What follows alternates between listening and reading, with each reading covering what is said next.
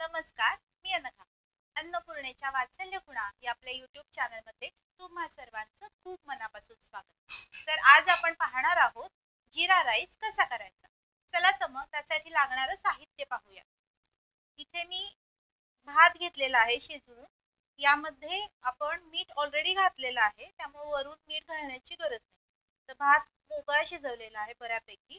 कढीपत्ता, जिरे, कोथिंबीर आणि तेल. एका कढईमध्ये आपण एक चमचाभर तेल घालून घेणार आहोत.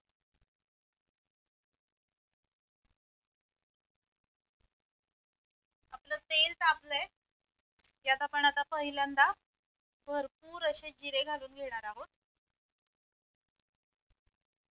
तेलामध्ये जिरे छान फुलू द्यायचेत आपल्याला.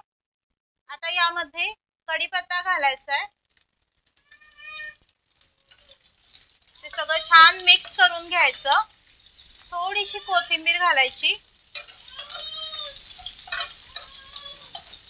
आणि यामध्ये शिजवलेला भात घालायचा.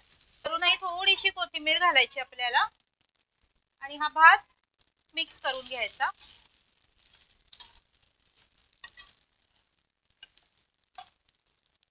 सगळ्या भाताला आपली फोडणी आपल्याला छान कोट करून घ्यायची आहे.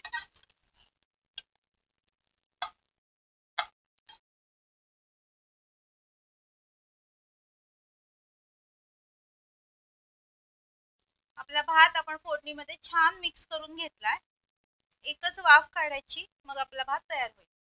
आपला भात तयार आहे. आपण आता हा सर्व करून घेऊया.